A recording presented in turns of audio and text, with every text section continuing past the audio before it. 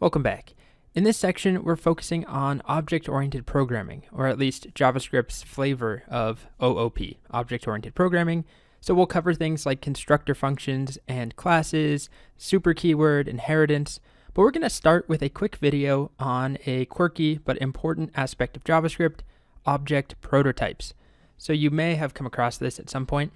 We've briefly touched on it throughout the course a couple times. We're now going to take a deeper dive into what the heck a prototype is. What does it mean? What is this thing when I look at an array? What is this proto __ proto property?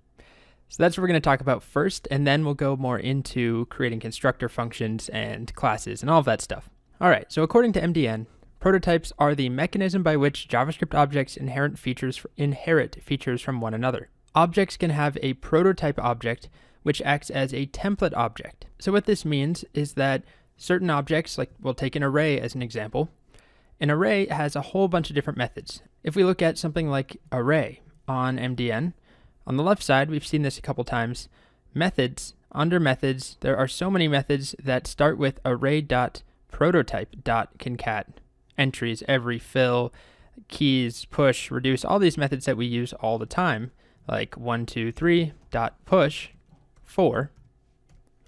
That push method is not defined as a method on this array right here. If I save it to a variable, const arg equals 123. If we look at that array, I don't see any methods right here. I mean, I could define my own method, array.sing equals a function, and we can console.log how about la. Okay, so there is a function, or a method technically, that I added to the array itself. The individual array, it has a method called sing. Remember, arrays are objects in JavaScript. So when we added that method to array, we see it show up here. But when I call array.push, push 5, I don't see that method listed here. I don't see any of the methods we used. They're all inside of this property called __ proto __ or just proto. Some people also call this dunder, dunder. I just say proto. It's a property that references the array prototype. So a prototype is the template object for, in this case, arrays. It contains a bunch of methods typically. So all of these methods that every array will have access to. But rather than defining them individually in every single array, a separate copy, right? I could make another array here, const array2 equals 456. We look at array2, it doesn't have its own copy of push and pop. All that it has, just as the original array that we created, they both share a property called proto, which is a reference to this blueprint object, the prototype. This prototype contains all of the methods. And through the magic of JavaScript, I can simply access array dot, and then what's another one we haven't used yet? How about includes? Does that array include 2? We get true. This includes method is not defined on every single array that we make. It is defined on this prototype object. Now the reason I'm bringing this up is that it matters. It's something we will cover and come back to as we talk about defining classes and constructor functions. So rather than having a separate method on every single array called push, there is one prototype, and each array has a reference to that prototype with this special property __ proto. And we actually can see this in other types of objects in JavaScript. What if I take a look at the document.body and I save that to a variable, const, we'll just call this body. If we look at body, I'm going to have to console.dir body. We'll open it up. It has certain properties that are specific to this body. Things like the base URI, the background, but then it also has a proto down at the bottom. Its prototype is an HTML body element, and there are different methods and properties that correspond to that prototype template, this HTML body template. So that's the basic idea of a prototype, or prototypes in JavaScript. We have this one object that is the prototype for other types of objects. So there is an array prototype. if I look at array.prototype, capital A array, so not an individual instance of an array, but capital A array, here is everything on that array prototype. And I could actually define my own type of an object, my own brand new object, and set its prototype to the array prototype, and I would have access to those array methods in my whatever object, my version of the array. But we're not there yet. All we need to know at this point is that prototypes are like a template object. That's actually what they are. They are objects. They contain typically a bunch of methods, and then we can create multiple objects that share the same prototype so that they all have access to the same methods without having to have their own copy.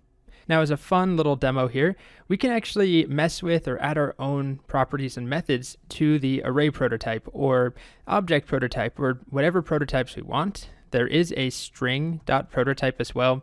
Strings are kind of confusing because we've talked about how strings and numbers and booleans are technically primitive types.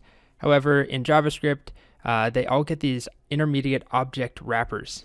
And that's where all those string methods come from, the string prototype.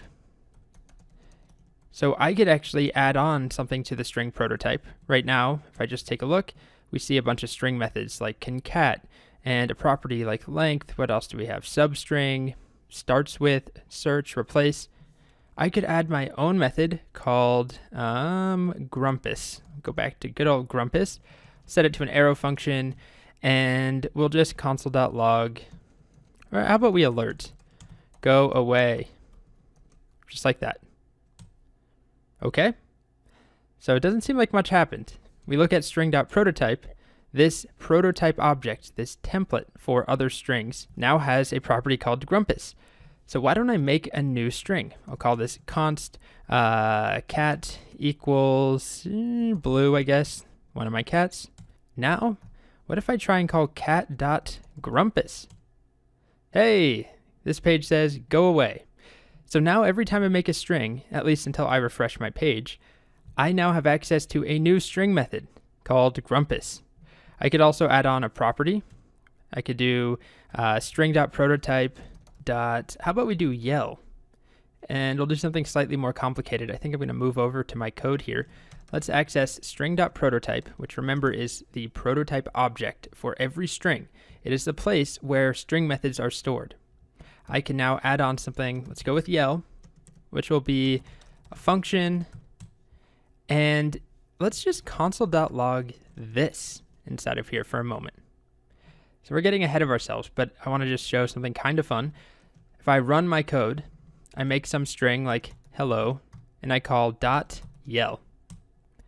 This referred to the string hello.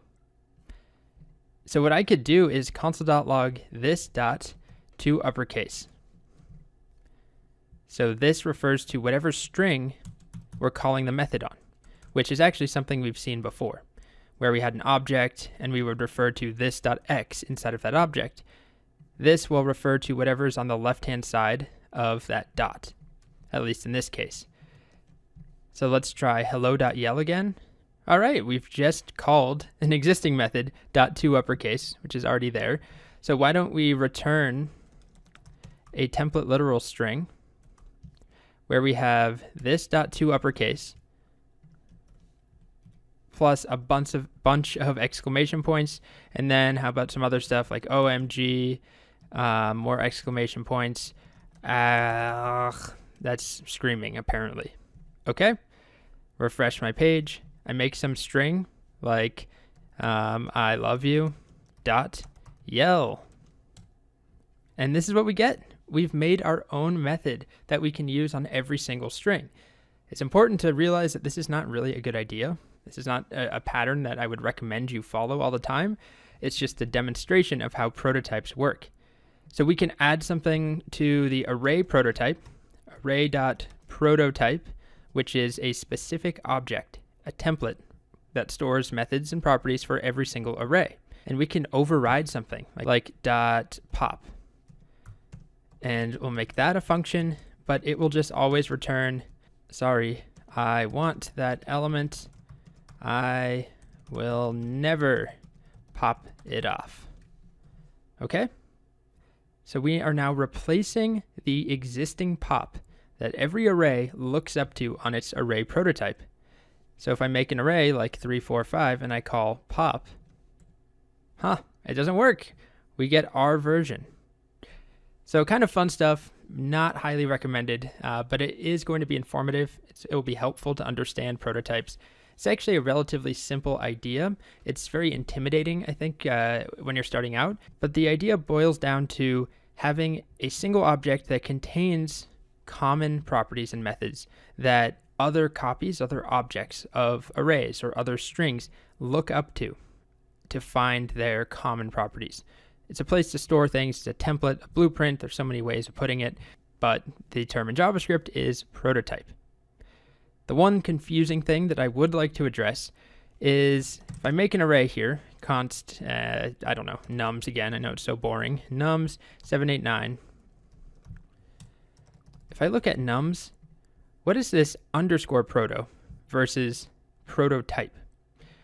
So they both are very similar, and they both sound like prototype or proto.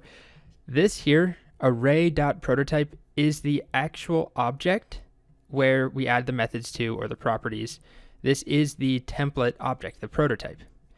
This is a reference. So underscore proto is a property name on this array or on this string. I could look, or I don't have a string there, but I could make a string const dog equals Timothy. And if I look at dog dot underscore proto, it's a reference to the string prototype, to this object. So it's a reference versus this here is the actual prototype object that I can add on to. But inside individual strings or arrays or other objects, the property name that is used to reference that actual template, the prototype object, is double underscore proto. It's pretty rare that you would ever need to touch this yourself or do anything with underscore proto. If anything, you will be accessing the actual prototype itself and manipulating it. So that is a brief primer on prototypes. Next, we're going to talk about some basics of constructor functions in JavaScript. All right, so now that we've seen a bit about prototypes, we are ready to move on to talking about basic object-oriented concepts in JavaScript. So we have a lot to talk about. Things like factory functions, constructor functions, the new class keywords, constructors in a class, the new keyword, there's super, inheritance, there's a lot of stuff, but it all has to do with this one central idea, which is organizing our code, designing and structuring our applications by breaking things up into distinct patterns of objects.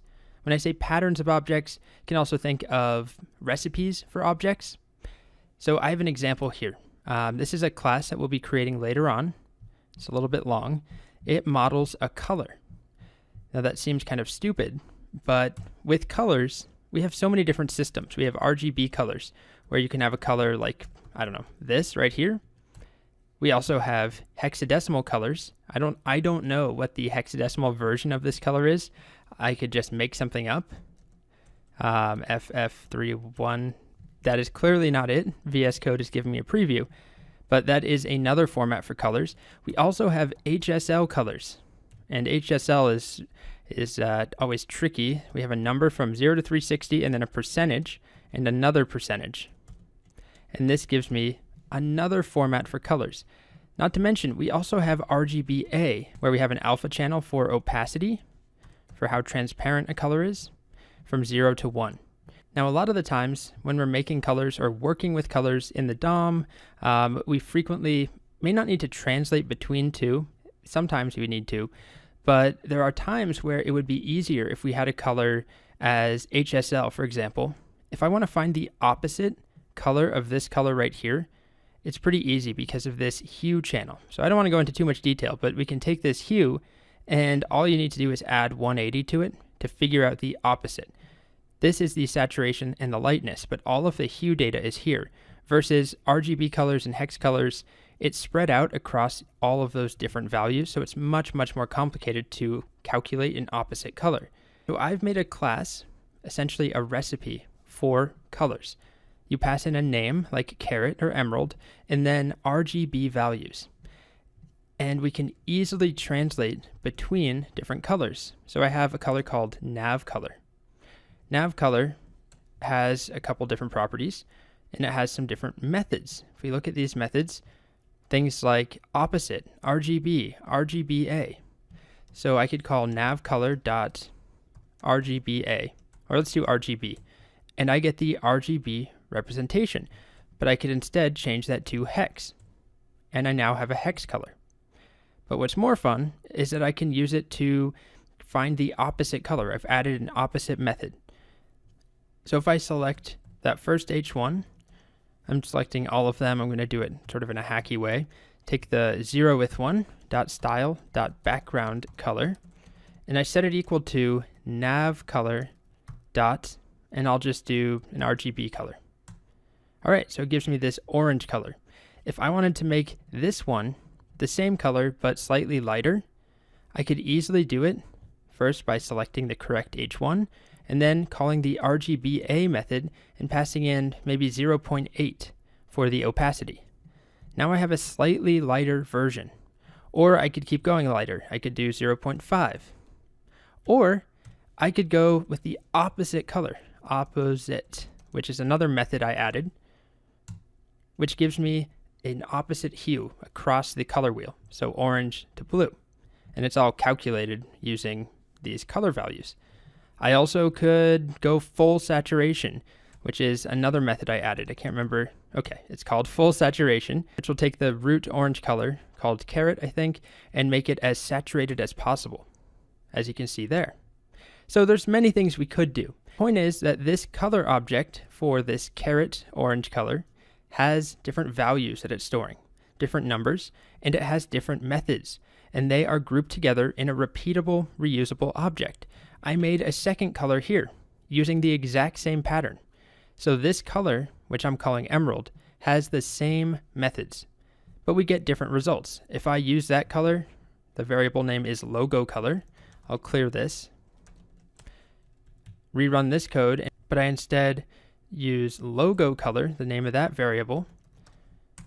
I now have that green, and I could do the second H1 in a slightly lighter version, 0.7, and it's lighter. I could also do the opposite, as we saw, and we get this purplish, magenta-ish color, the opposite on the color wheel. So the same pattern, the same recipe for a color, the same methods, the same properties, but they have different values. We get different results frequently. So I could easily just have a bunch of functions and no objects whatsoever. I could pass things around, which we've actually seen before, back a couple sections, or actually a while ago, when we were talking about this card deck example.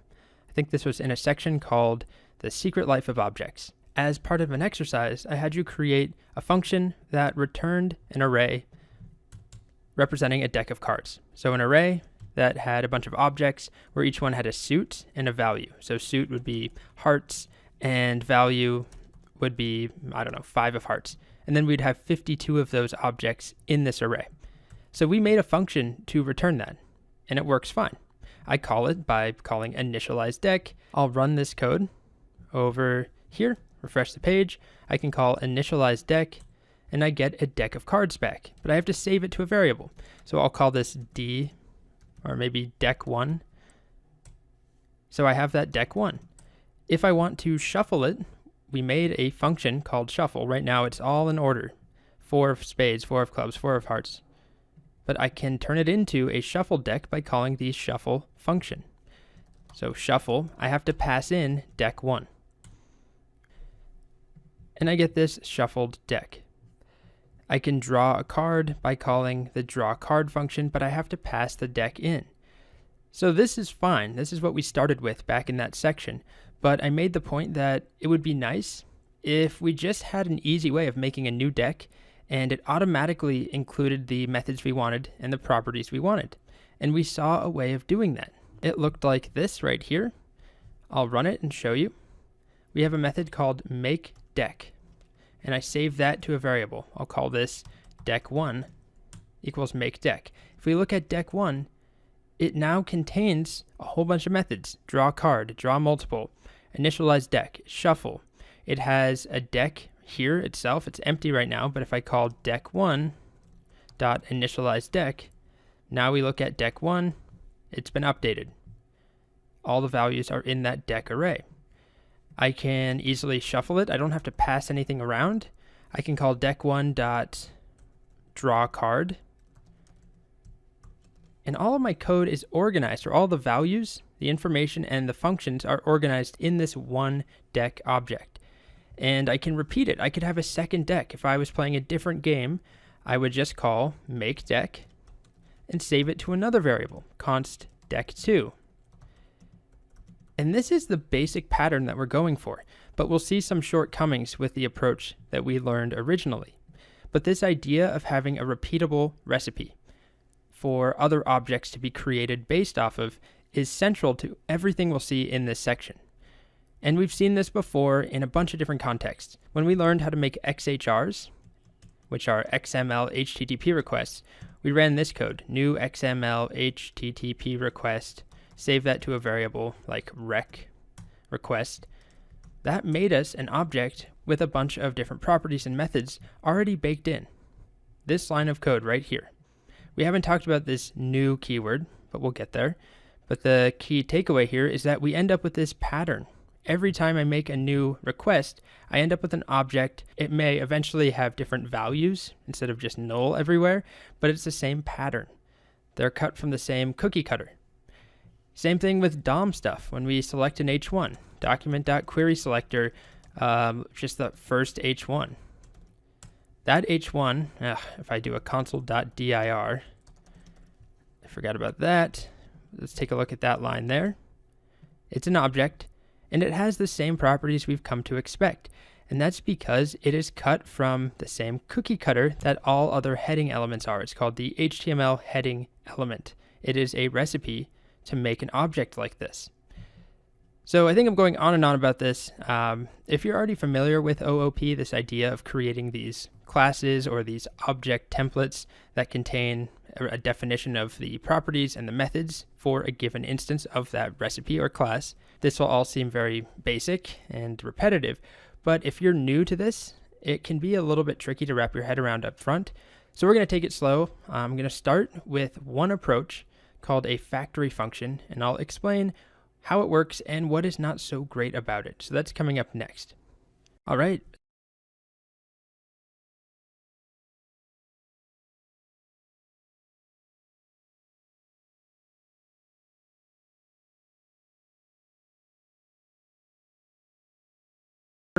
It's called hex. We could call it simply takes some RGB value, so 3 arguments we pass in. Let's go with 255, 125.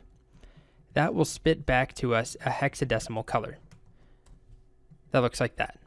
So if I put this in my VS Code, you can see the color there. It's an orangey color. And if I wrote the correct RGB string, just so we can double check, it needs to be RGB and then 255, 125. It's the same color, at least according to VS Code. So we have this function. I could also write another function to take 3 numbers like we have here, RG and B, and actually return a valid RGB string for use in CSS. I could just call that function RGB.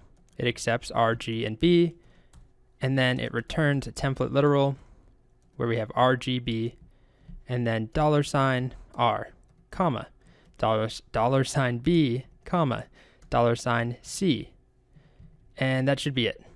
Let's make sure that works. If I use the same values, but I call RGB instead, that's the name of our function, which the VS Code extension is actually already giving me a preview of. Oh, this should be G. Not sure where C came from. If I try running this, all right, we get our string. Okay. So we have 2 different functions. They are perfectly fine on their own as is.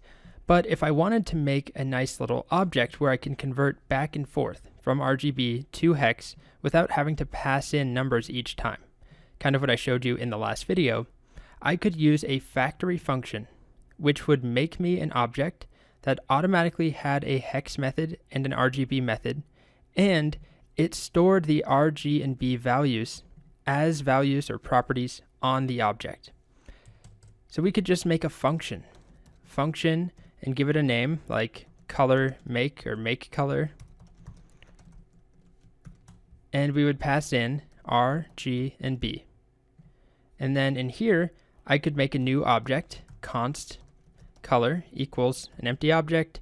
I'm going to add some stuff into that, but at the end, I'll return color. So I could say color.r equals R, color.g equals G, color.b equals B. Those are the values that were passed in.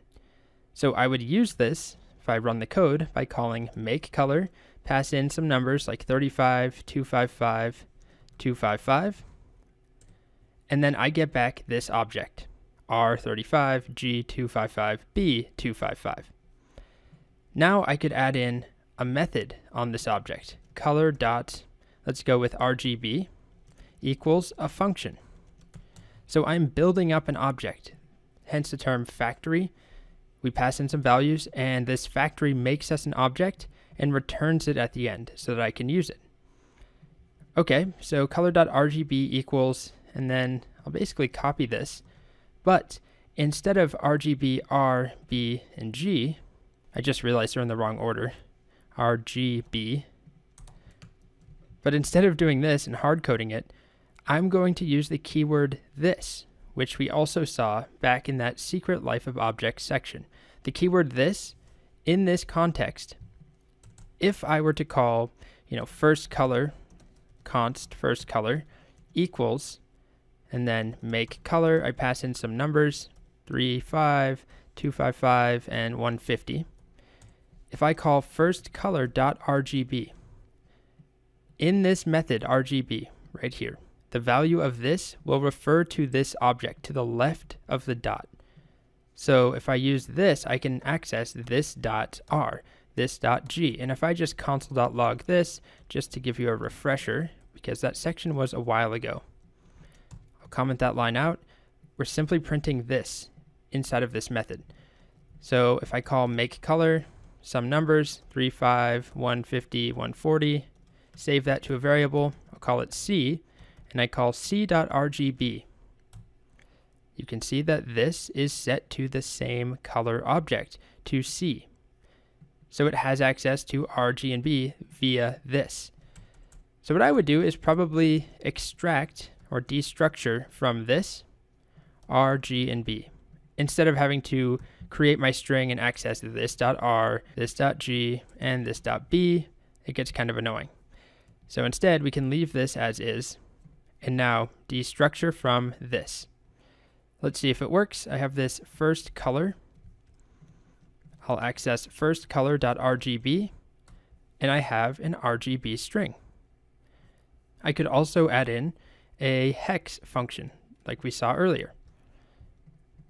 So I'll just paste it in, and then I'll adapt it. I'm going to write color.hex equals a function, no arguments necessary. Unlike here where I have to pass them in each time to the function, by storing these methods on an object, I'm calling it color here, but I'm returning it at the end, the name doesn't matter.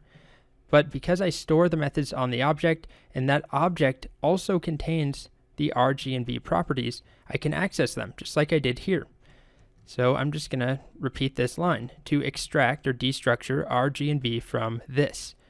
Just like in this function here, this referred to this color object, this entire object we've been adding on to, as long as I'm calling it like first color dot RGB or dot hex, just like we would call some array dot push, right?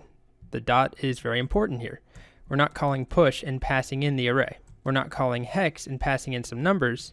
We're calling some color dot hex. We don't provide arguments.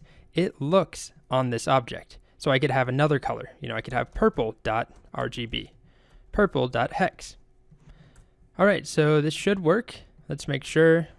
The math doesn't matter whatsoever. It's not the point. I don't even want to take time to explain it, honestly, because I haven't even looked at how it works. I know that it's going to convert to base 16 at some point. I think, yeah, it's doing that right here, but really it does not matter to this video. All right, so it returns that. Let's make sure it works. I call first color.hex. There we go. First color.rgb. And I could also change the R value or the G value at any point. I could say .r is now going to be 255. full R, full red. And now if I look at firstColor.RGB, it reflects that change. So it may not be the most useful object on earth, but it can be nice because if you do have these color values, working with them, converting them can suck. And later on, we'll add some more useful methods like a lighten method or a darken or a saturation, all those different things, opposite color. Anyway, the focus here is on this function. This function makes us an object. It starts empty, but then we add some properties based off of arguments that we were provided. Then we add some methods, and then we return that object. This is called a factory function, and it does work. This is one way of making objects based off of a pattern or a recipe. We've defined a recipe for a color. We call makeColor, we pass in 3 numbers, and we get back an object, and that object contains a whole bunch of things. Well, a whole bunch is an exaggeration. It contains 3 properties that are numbers and then 2 methods. And I could make another color, right? Make color where, let's say it's 0, 0, 0. Same pattern, different values. I get different outcomes from the methods, but the same pattern in general. But this is actually not the main way most people create objects based off of a pattern. This is not how people like to do it. And to understand why, we're going to have to talk about our friend prototype in the next video, and we'll see a better approach. So there's nothing wrong with this. It's just not as ideal as it could be. So we'll see another option. Just hang in there. So that's coming up. Next up, we're going to talk about why this pattern, a factory function, is not commonly used, and why instead we use something called the constructor pattern or constructor function. So let's start with what you probably have seen at this point. We've seen this new keyword occasionally, like new XML HTTP request. I hate typing this, but we run this if we need to make an XML HTTP request. We're not using fetch, we're not using Axios. Check out the requests section if you're not sure what the heck I'm talking about. This makes us a new object following a pattern. Also, we can make an array with this syntax, new array. It's definitely lengthier. It's not commonly used at all. You could do new string. Notice I'm using capital letters. What is that new keyword? It's actually an operator, and we'll get to it. And we'll talk about why it's preferable to this approach. But let's start with understanding the shortcoming here. It's not a huge one, but it's important to understand. Every time I make a new color object, we start with an empty object. We have 3 unique properties, right? They're added directly to the object. That makes sense. But then these functions, they're recreated, and a unique copy is added to each color object. So each color object has its own RGB function. Yeah, the values are going to always be different, assuming that the colors are different. We have different R, G, and Bs. We can end up with a different result, but there's no reason to have a unique copy of the function itself.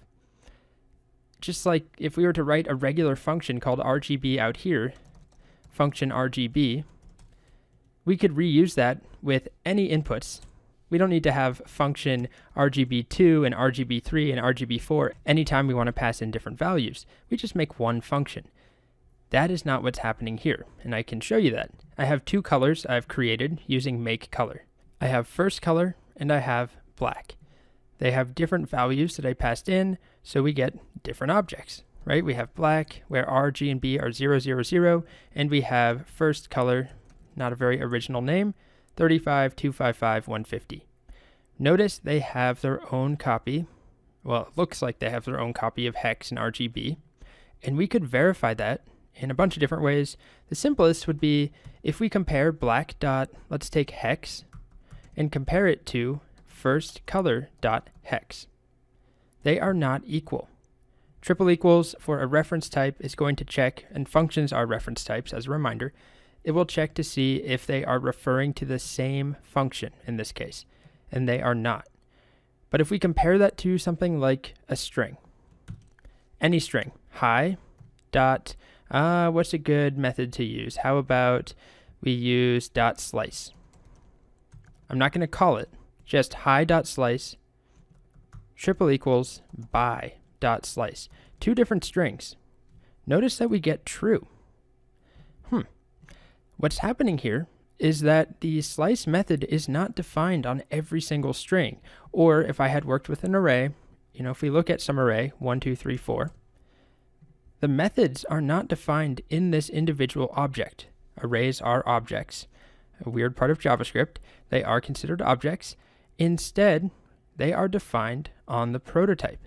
Remember, we started this section off with prototypes. Every array gets its built-in array methods from one prototype array object. This contains all of the methods and functionality that we're used to using. Array.pop, array.concat. Same thing with strings. The string prototype contains the methods. So instead of having their own copy, this array does not have its own copy of pop. This string does not have its own copy of slice. They're referencing one function, and it's located on the prototype. With what we've set up here, we don't have an easy way of making that work. So this is where the constructor function enters. A constructor function is kind of a weird part of JavaScript, honestly. It's pretty different than most other programming languages I've worked with, but don't let that scare you. It's not too bad. If we go to MDN, there's a nice little explanation of this new operator, which we will use. But first, take a look at this code right here. We have a function. It's starting with a capital letter, which is just a style choice. But inside the function, there's never a return value. And we're referencing this directly in the function. We're not in an object like we had here, right? We created an object color and we referenced this inside that object on a method. Here it's just a function, this.make equals something, this.model. What is going on? Well, let's try it out. So on the docs, we had a function and it had a capital letter, which is really just a way of indicating that this isn't a regular function. It is a function that helps you create objects. It's a constructor function. Function color, we pass in R, G, and B. And then what they did on MDN was this.R equals R. This.G equals G, and this.B equals B. Okay, well, let's see what happens when I call color. I'm going to come over here, refresh my page. I'm going to execute color and pass in, I'll just do 255, 0, and 0. I didn't get anything back. It doesn't appear to be working. If I save that to a variable, I would just see undefined. What if we print out this, console.log this, and let's print it out at the end, after we've added those properties, R, G, and B. What do you think this is going to refer to? Ooh, it refers to the window. Why is that? Well, if you remember back in the Secret Life of Objects section, we talked about the keyword this and how it behaves. In the scope of this function, it's not inside of any other object. This is going to refer to the global scope, the nearest object, which is the window object.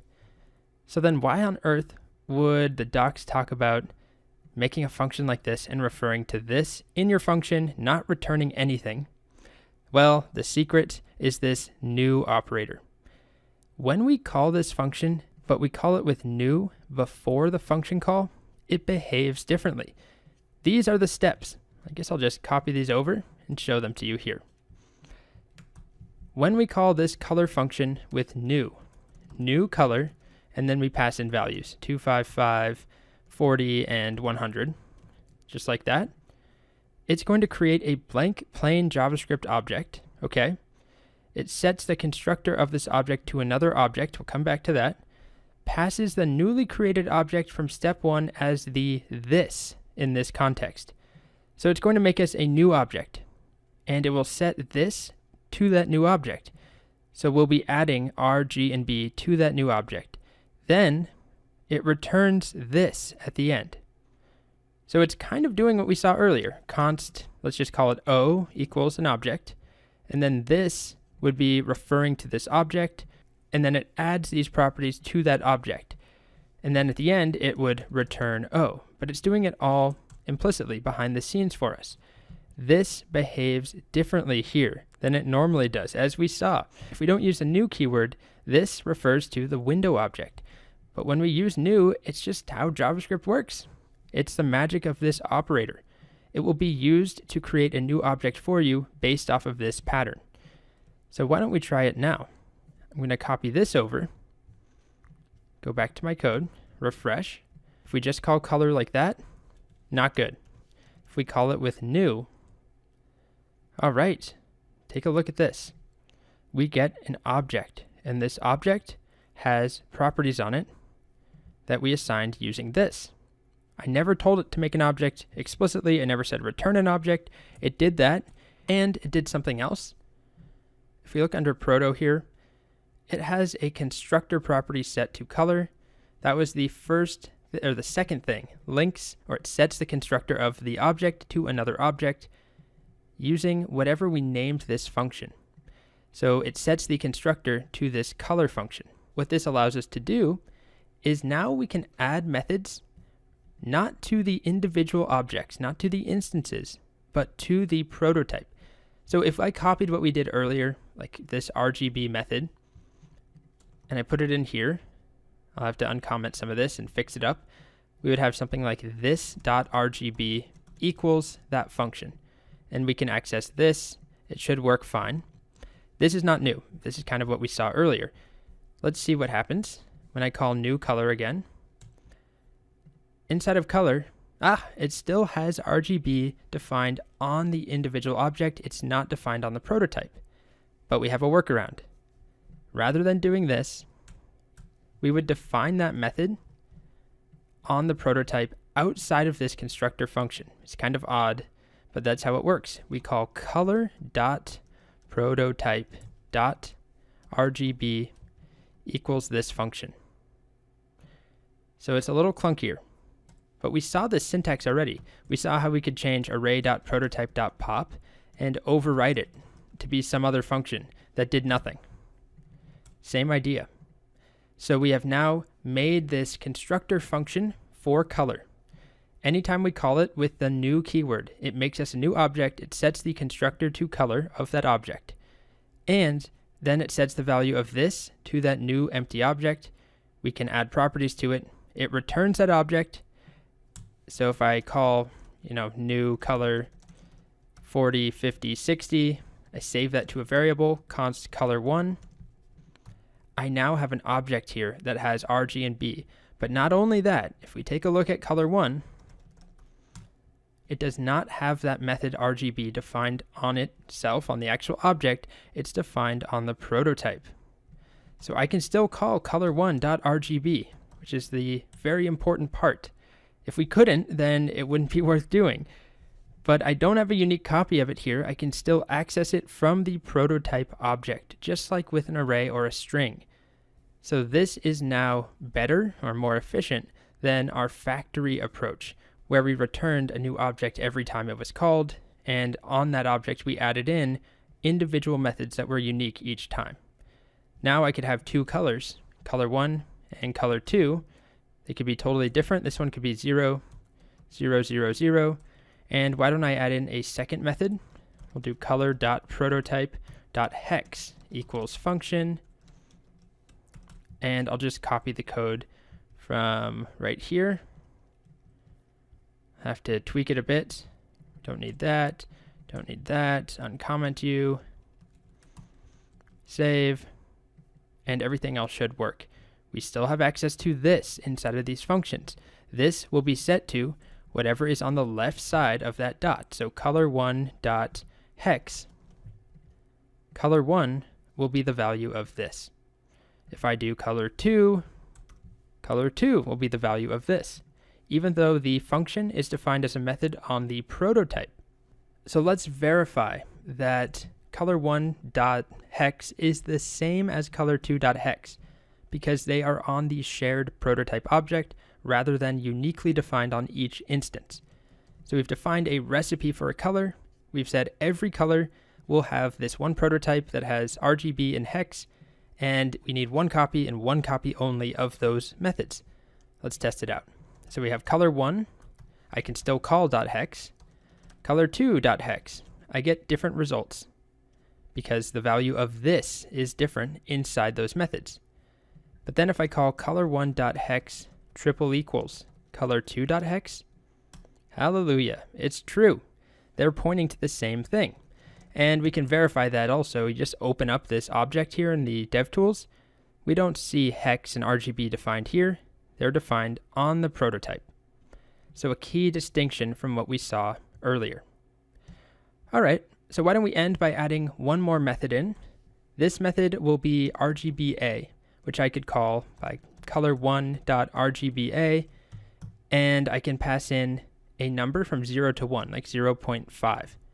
And this should give me an RGB color, or an RGBA color, which follows the same pattern here, but it has a fourth channel, A, alpha, which is in charge of opacity. So I would define color.prototype.rgba equals function. And while I'm doing this, an important thing to note, you don't want to use arrow functions for this. Remember that they behave differently with the keyword this, so you can run into trouble. So use traditional standard function expressions like I'm doing here. So we could duplicate this line to get RG and B. We also want the parameter for the alpha channel. And why don't we give it a default of 1? If nobody, or if it's not passed in, we'll just do a full regular color. It won't have any translucence. Alpha will be 1.0. Then we have to return our string template literal, and it should be RGBA. And then we interpolate R, we interpolate G, we interpolate B, forgot the $sign, and then finally we interpolate A. And we also need the closing paren. So let's test it out here. We've got color1. Let's see what color1 looks like. I don't even know. Color1.rgb gives us this color. Is it at all interesting? I'm just going to paste it in here. Yeah, it's pretty ugly. Why don't we change that to be much, how about much greener? We'll try again. Color1.rgb gives us this. Let's take a look. Okay, very bright green. Now, if I want to use that somewhere, let's just do document.body.style.background color equals, and I'll use color1.rgb. There we go, pretty green. Now let's try our RGBA method. It has a default parameter, so it should be the exact same color. But now if I pass in a number like 0.8, oh, it's getting more translucent. Go down to 0.4, 0.2, 0.1. There we go. So we've made this one method defined on the color prototype, and it works across any instances of color. Anytime we ran new color, that's the main takeaway here. The new keyword does these mysterious operations. It's very confusing when you're starting out, because if you look at this function on its own, it seems like it shouldn't really do anything. It doesn't ever make an object. It doesn't ever return anything. But you put that new keyword in front when you execute the function, and it changes how it behaves entirely. And then we saw that we can add methods to the color prototype so that they are only defined one time, rather than on each individual color like we had up here. So as you can see, the syntax is kind of annoying, and it leads to these long files where things aren't really grouped together. Right, we have our color definition here, but then all of the methods are defined separately. This is why the class keyword and the new class syntax was introduced, which is what we'll see right after this. Another way of achieving the exact same outcome, but a prettier syntax. All right, so next up, we're going to see an even better way of replicating the exact same functionality, creating a template for a color in our case, where we have different properties like R, G, and B that are numbers in this case. And then we also add methods that are on the color prototype. So there's only one copy of them across all instances of that color. And this better option is the new class syntax. So it is just syntactic sugar for exactly what we've been doing. Syntactic sugar, remember, is just like a cleaner, cuter way of writing something that behind the scenes is going to turn into what we already have here. So you still have to understand prototypes and the keyword this, but I'm going to show you how we could rewrite this as a single class. And the main benefit, in my opinion, is that we don't have to add methods to the prototype manually like we have here. We don't have to break up the constructor function and then separately add methods. I hate doing that because you end up with this nice little compact function that explains the properties of your object, and then you realize, oh wait, no, there's all these other properties. They're on the prototype, so they're defined separately and individually like this, It just is kind of clunky. So let's see the alternative. I'll comment this out, and you'll have to hang in there with a bit of this syntax up front. So we have a keyword called class, and then I can give my class a name. And typically we use an uppercase letter to indicate that it is a class or a constructor function. It is a pattern for some sort of object. Just like we have XML HTTP request where the X is uppercased. Normally in JavaScript for a function name, document.query selector, we don't capitalize the Q, but we do when we are creating classes or constructor functions. So this gives us a class. Next, probably the most confusing part for beginners, we always add in a constructor. Now a constructor is a function that will execute immediately whenever a new color is created. So it's kind of like this constructor function here. So we would add in 3 arguments, and if I called this console.log r, g, and b, and maybe also console.log inside constructor, like that. If I create a new color, we have to use the same syntax we've already seen, new color, save it to a variable, const, what should we call it? C1, very boring. Pass in some numbers, 2, 5, 5, 6, 7, 8, 9.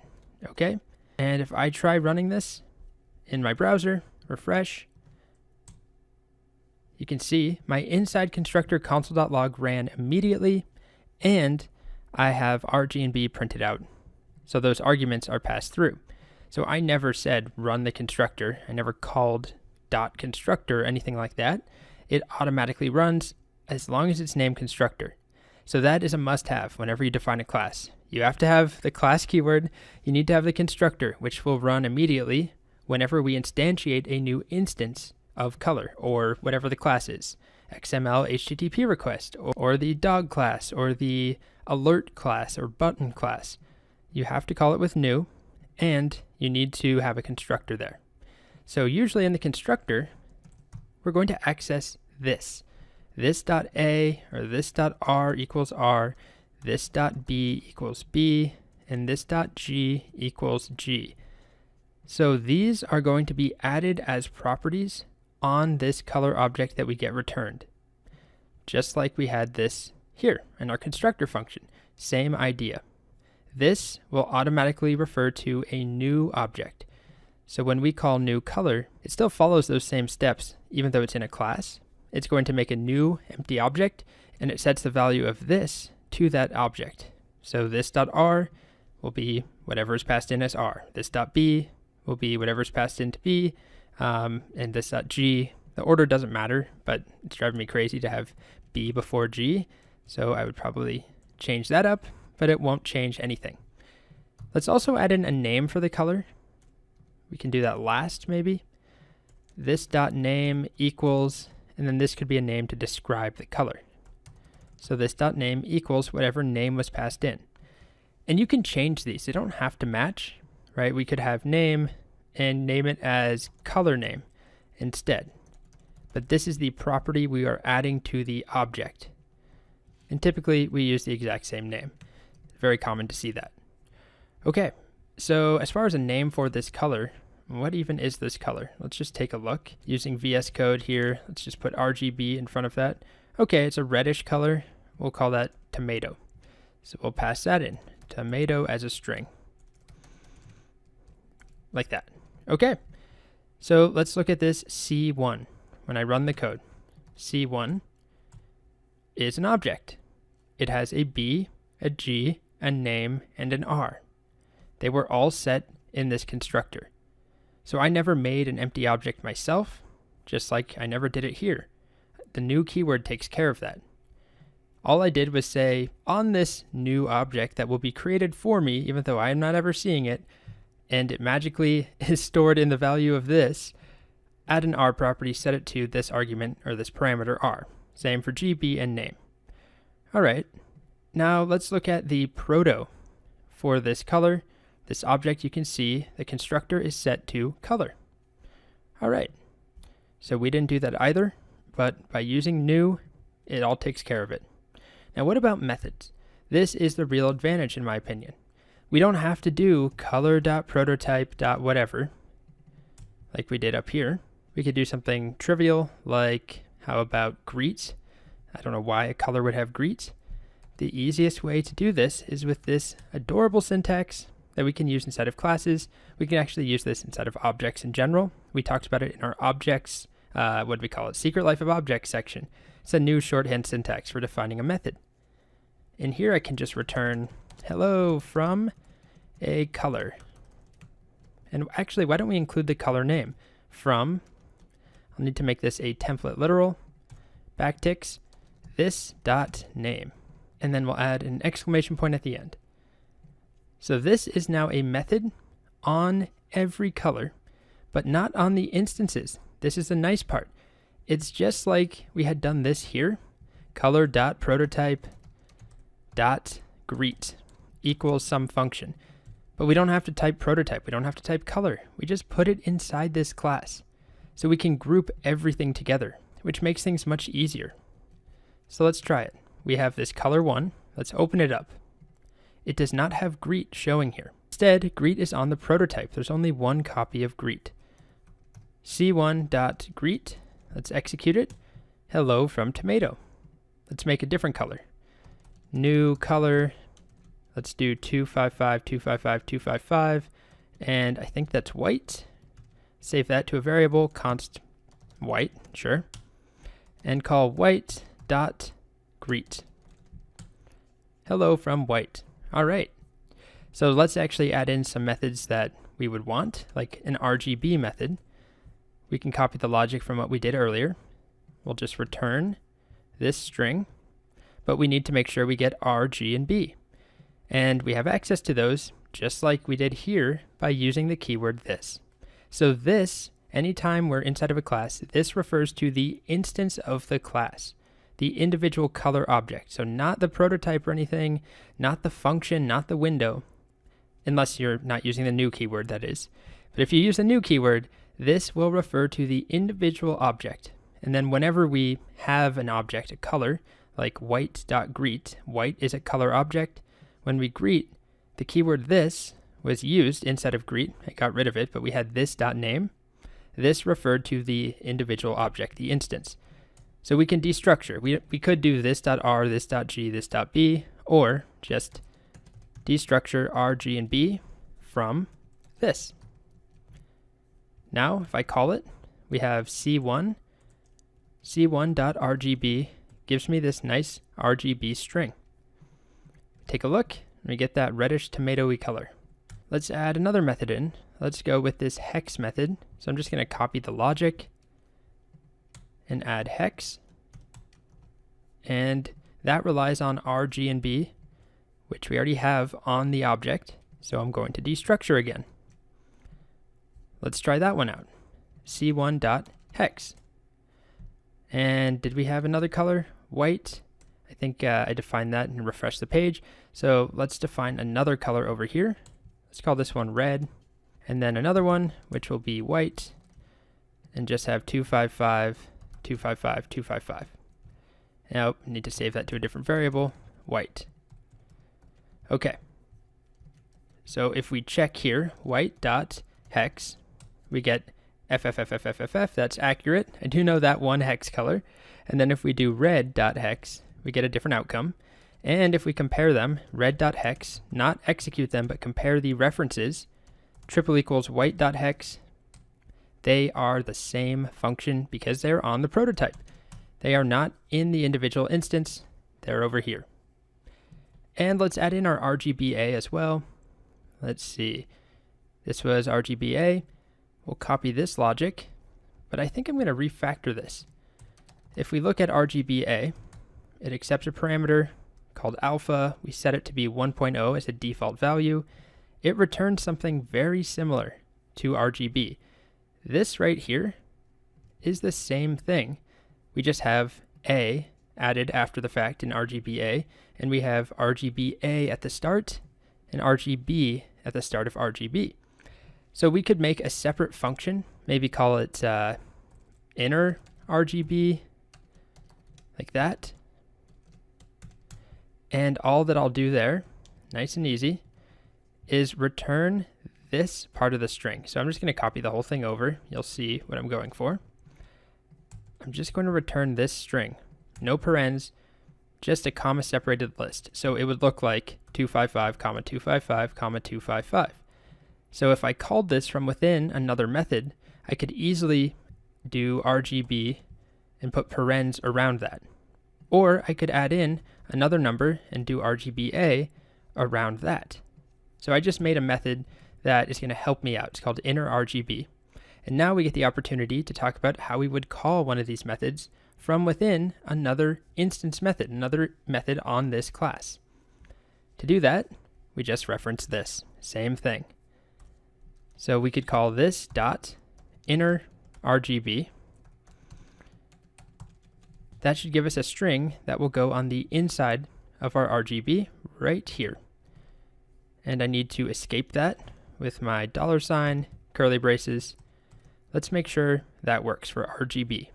Refresh the page, white.rgb. That looks good. We can verify if we paste that down here, it is white, at least according to VS Code. Now we can rewrite RGBA to do the same thing. So I can get rid of that and replace it with this dot inner RGB and execute it. It is a function. And then we add RGBA open paren and then closing paren at the end, as well as comma the alpha value.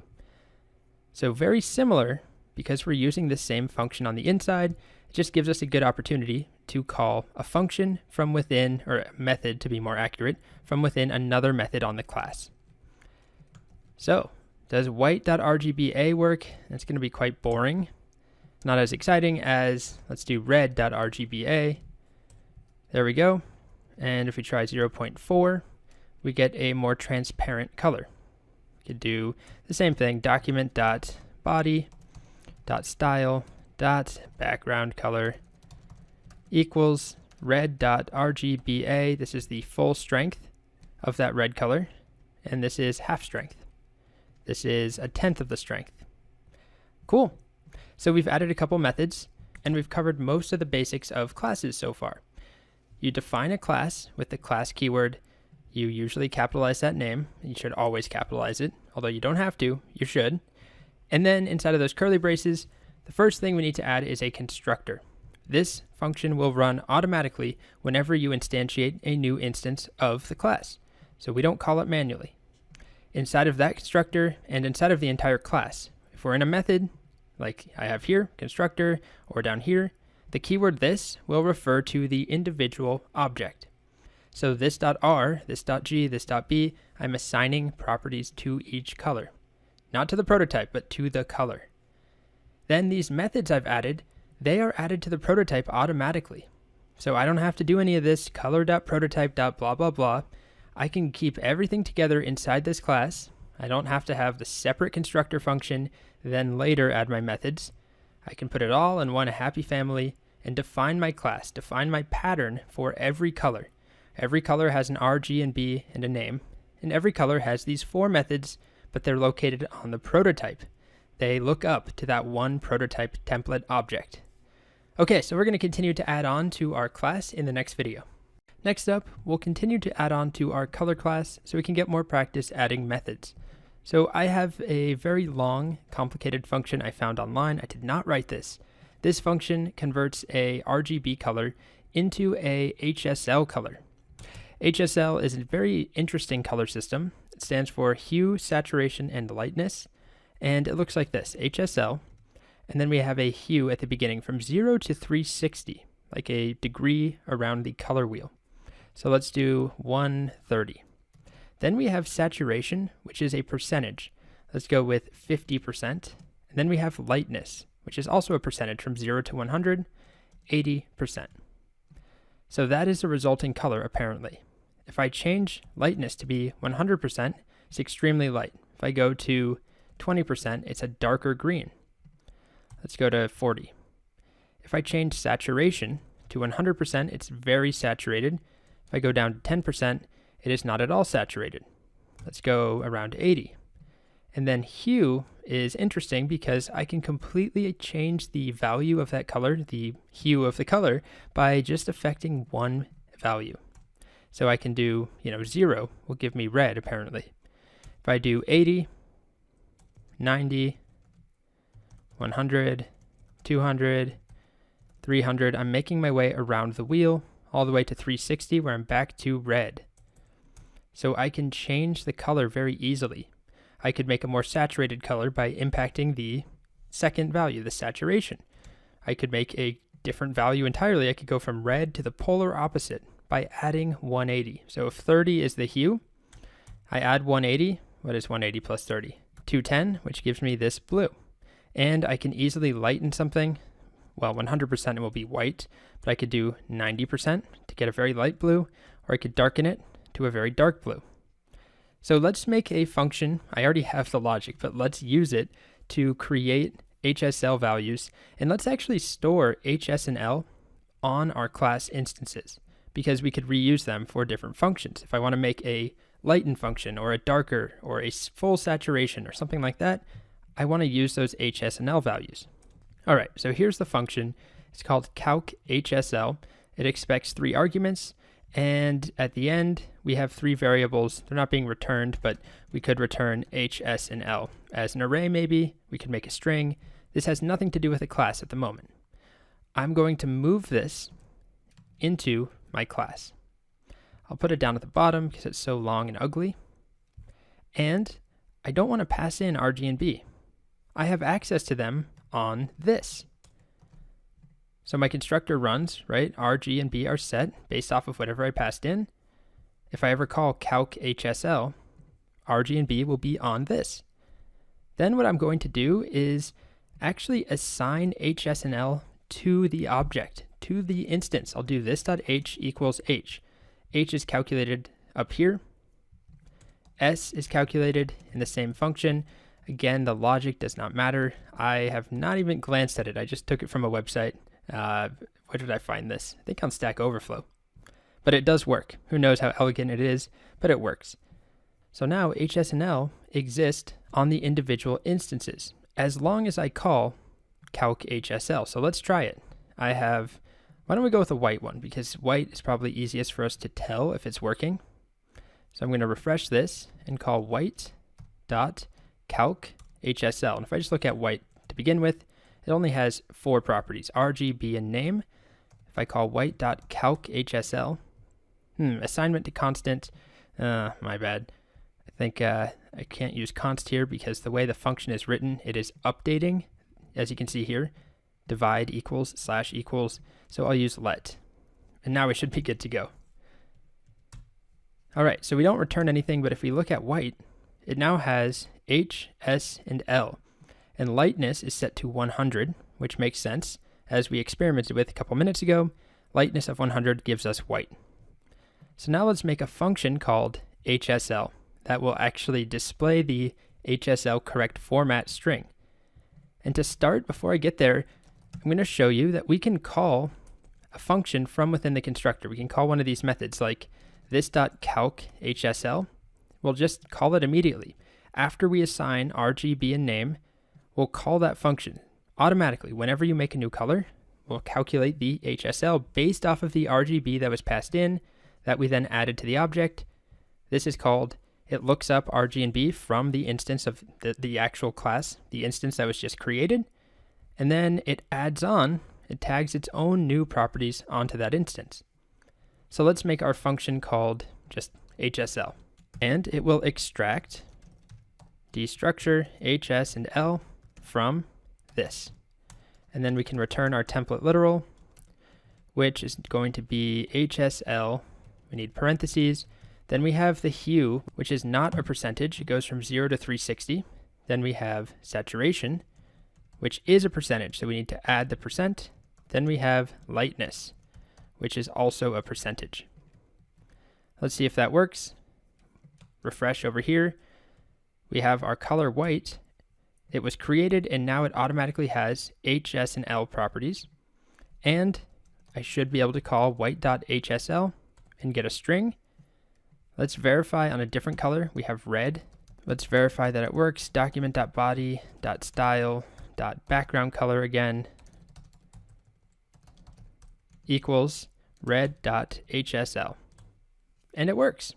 Okay, so now we could have a little bit of fun and define some other methods, like one that I'll show you we'll call opposite, which will take h and generate an opposite color. Remember, it's a color wheel from 0 to 360.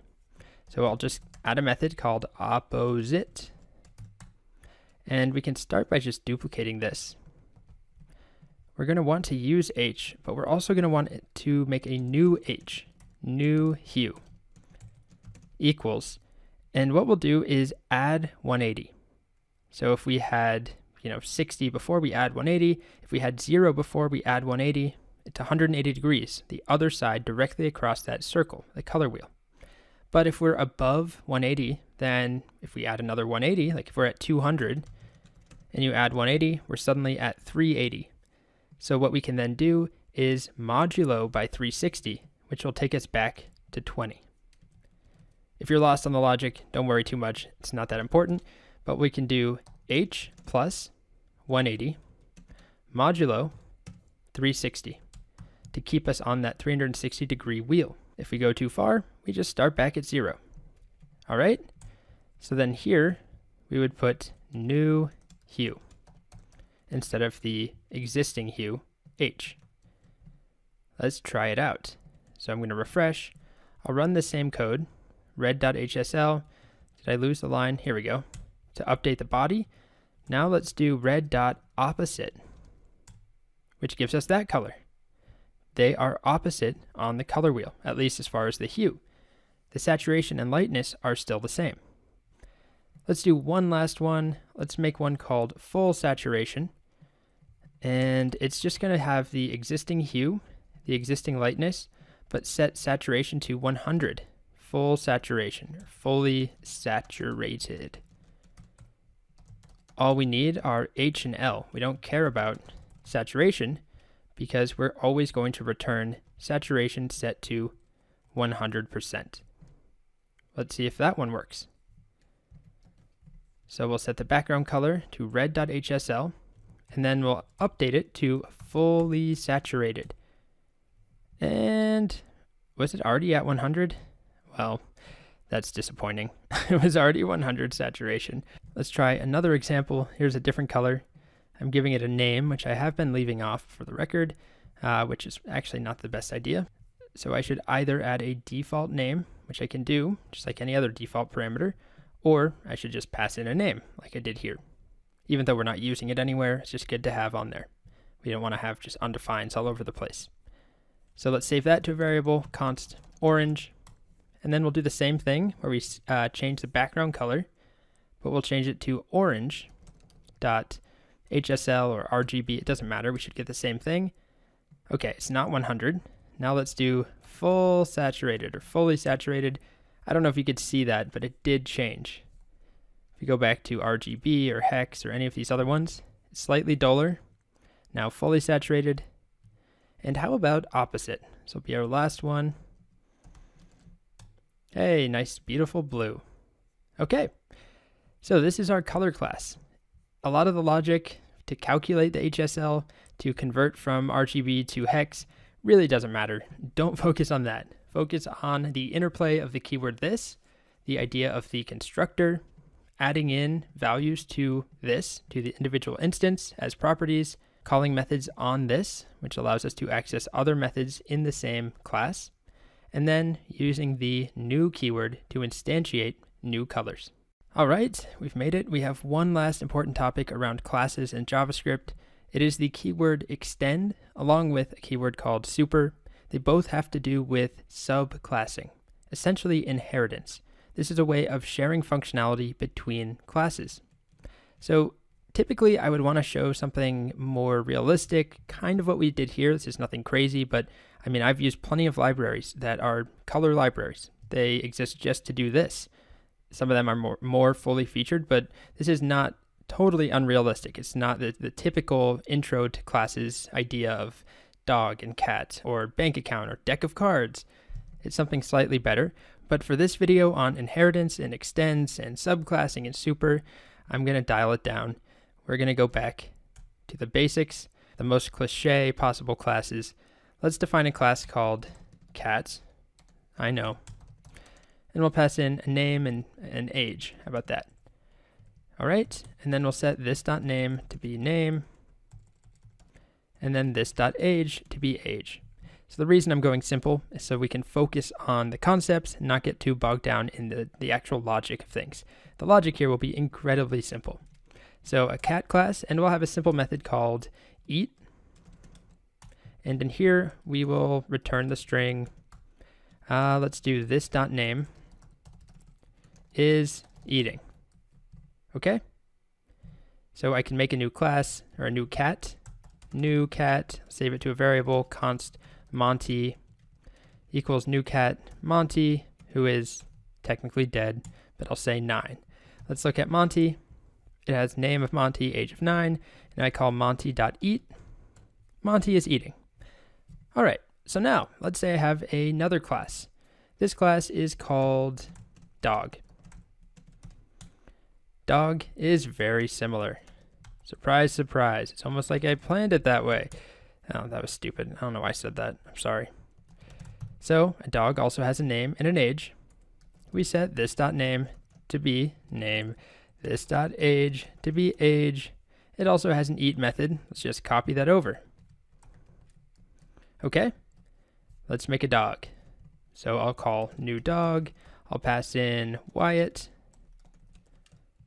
const Wyatt equals new dog and an age. He's also dead. Yikes. We look at Wyatt. It's an object, has a name and an age, and it has a eat method. They're basically the same thing, just different names. But we could go ahead and add some method to cat that doesn't exist on dog, like meow. And then it could just return meow. And we could do the same thing for dog. We could have a method called bark, which returns woof. Okay, so now they're slightly different, but there is a lot of duplicated functionality. So one of the options we have in JavaScript is to move this duplicated code from here and from cat and from dog into a separate standalone class that both of these classes could extend. So you can think of it as kind of like a parent-child relationship. We could have a parent class. I'd call it probably animal or pet. Let's do pet. Class pet. And let's just copy this entire thing here. Like that. And remove all of that from cat, all of that from dog. So right now, I'm not going to be able to make a new cat. I won't be able to make a new dog. I can make a new pet. But if I try and rerun this code and make a new dog, let's look at what Wyatt is. An empty object. There's no constructor. No constructor on dog and no constructor on cat. So here is how we can tell cat and dog to include the functionality of pet, to extend pet. It's as simple as saying class cat extends pet. I'll do the same thing for dog. Class dog extends pet. So now does it work?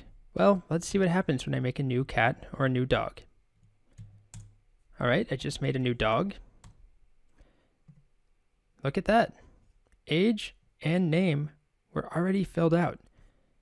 But I don't have a constructor in dog. It doesn't matter.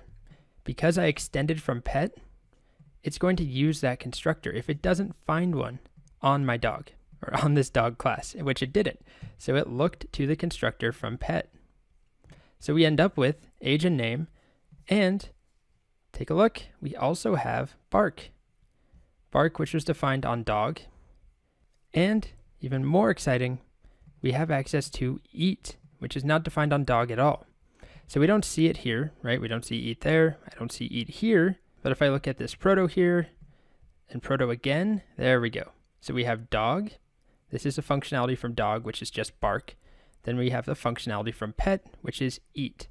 So I can call Wyatt.eat, even though I never defined eat on the dog class. We are extending the functionality from pet, both on cat and dog. So I could do it again with a cat. Let's just make that Monty. Where are you? Here we go. We have Monty.eat. Not defined on cat. Monty.meow is defined on cat. That's the basics. A couple of other things that are important to note. If I had another method on, let's say on dog, also called eat, and this one returned, I need to use a string template literal, something else like this dot name scarfs his food, like that. And now I make a dog. If we call Wyatt.eat, which version of eat does it call? It calls the dog version. So if it doesn't find eat on dog, on the dog prototype, it will look up on the pet prototype where it does find it. And if it didn't find it there, it would look on the object prototype. If it didn't find it there, it's going to be unhappy, and it will let you know. So I'll leave that there so you can see how it works. The other important keyword here that we haven't talked about yet is called super. So sometimes you want to rely on the exact same constructor from your super class, from pet in this case. Cat extends pet. We don't have a constructor. But if I wanted to have some additional information for cat, like, I don't know, what else could we pass in? Let's say you pass in a name, an age, and we want to pass in about lives left, which will default to 9. Very good. It's a cat. 9 lives. Okay. In here, I could manually set this.name equals name, this.age equals age, but I'm already doing that here. So really all I want to do is set this.lives left equals lives left. And if I don't want to duplicate that, I can use the super keyword. Super is going to reference the class that we are extending from. So if I call super inside of here, and I pass in name and age, it's going to call this constructor. So we can see this in action. Let's console.log in cat constructor, and then duplicate this up here in pet constructor. And let's see what happens. We'll make a new cat. I'll pass in a number of lives. Actually, I won't. It will default to 9.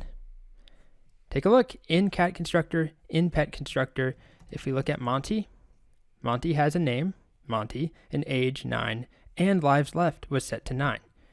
So we reused the functionality from this constructor, but we added on our own for cat. So very important, super is going to be a reference to the super class. It can be confusing, definitely trips people up, but it's a reference to what we're extending from, which is pet. So we could do it, we could use it inside of dog, but just to save you time and not bore you to death, we'll keep it simple here. So this is a common pattern. You have some base class, you have other classes that extend from it, and in this case of dog, we didn't add any new properties in. It's the exact same constructor as pet, and that's fine.